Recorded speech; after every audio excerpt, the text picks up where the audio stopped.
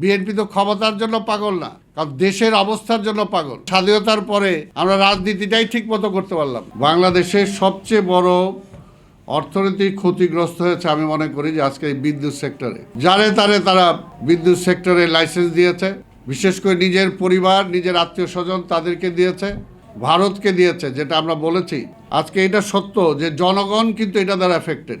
আমার স্ত্রী আমাকে বলে যে আগে যে জায়গায় 2,000 টাকা বিল দিতাম, তিনটা বাড়িতে 6,000 বা 10,000 টাকা বিল দিতাম, এখন তো সেটা 1 লাখ টাকার উপরে চলে যায় 3টা বাড়িতে, আলাদা বাড়িতে। এবং তার মধ্যে সবচেয়ে বেশি দিতে হয় প্রিপেড মিটার সংযোগ বন্ধ করতে হবে। আসলে এই প্রিপেড মিটার আসার পরে জনগণের অবস্থা একেবারে নাজেহাল।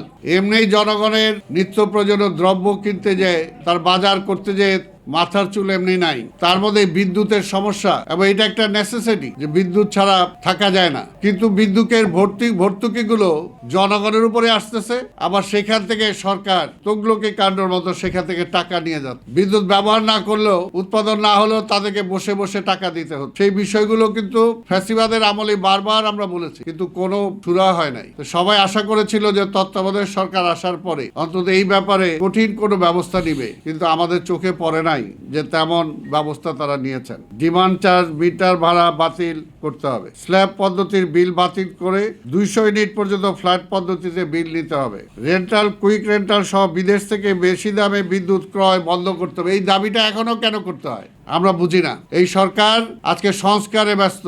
কোন সংস্কার? খালি রাজনৈতিক দল, রাজনীতিবিদ এরা কি করবে, কিন্তু আসল সমস্যা যারা এই দেশে ক্রিয়েট করেছে তারা কিন্তু সংস্কারের ধরাছোঁয়ার বাইরে। সেই সেক্টরটাকে নিয়ে তারা চিন্তাই করে না। তার মধ্যে এলো একটা প্রশাসন, যেটা সর্বপ্রথম ধরা উচিত ছিল, কিন্তু তারাই তো রাজনীতিবিদদের সংস্কার করে, আবার রাজনীতিবিদদের তারাই চালায়, আবার রাজনীতিবিদদেরকে তারাই স্বৈরাচার বানায়, কিন্তু সেইকে ফ্যাসিস্ট তারাই বানায়। আজকে সেইখানে কিন্তু কোনো সংস্কারের কোনো পদক্ষেপ নেওয়া হয় না। সব সমস্যার মূল হলো রাজনীতি আর রাজনীতিবিদ। অথচ স্বাধীনতার পরে আমরা রাজনীতিটাই ঠিক মতো করতে পারলাম, রাজনীতির চর্চাটাই ঠিক মতো করতে পারলাম না। রাজনীতির ব্যাখ্যা শুনতে হয় অন্যদের মুখে। রাজনীতি কিভাবে হবে সেটাও ঠিক করে দেয় যারা রাজনীতিবিদ না তারা।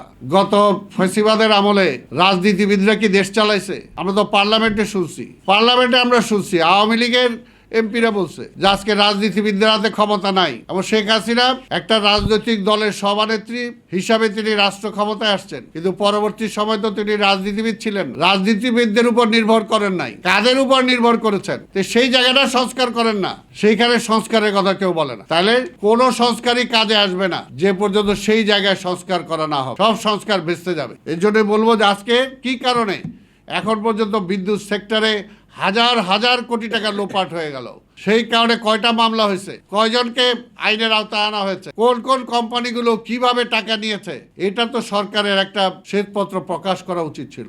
কারণ দুর্নীতি যে সমস্ত সেক্টরে হয়েছে সেগুলো তো শ্বেতপত্র প্রকাশ করা দরকার, কিন্তু হয় নাই। এর জন্যই আজকে আমাদের প্রত্যেকটা সেক্টরে যে অবস্থা, জনগণের অবস্থা ত্রাই অবস্থা, তার মধ্য দিয়ে চলতেছে ষড়যন্ত্র। নির্বাচন কত পিছানো যায়, নির্বাচনে সরকার দরকারটা কি? তাহলে ভাই কারা সরকার চালাবে? এই সরকারই চালাবে? সেটাই বা কি ফর্মুলায় তারা চালাবে? তাদের দায়িত্বটা কিভাবে আসবে? কিন্তু নির্বাচন নিয়ে খালি যখন আমরা দেখছি ফ্যাসিবাদের আমলে ফ্যাসিস্ট হইলই কিন্তু নির্বাচনের কারণে, কারণ সে নির্বাচন দিতে চাইলো না, যে নির্বাচন দিলে সে ক্ষমতায় থাকতে পারবে না, সেই কারণে নির্বাচন দিল না। আবার 5ই আগস্টের পর থেকেই বিএনপি যতই খালি নির্বাচনের কথা বলে ততই বলে বিএনপি ক্ষমতার জন্য পাগল হয়ে গেছে। বিএনপি তো ক্ষমতার জন্য পাগল না, কারণ দেশের অবস্থার জন্য পাগল, কারণ দেশের ক্রাইসিসের কারণেই এই বিএনপির জন্ম হয়েছিল।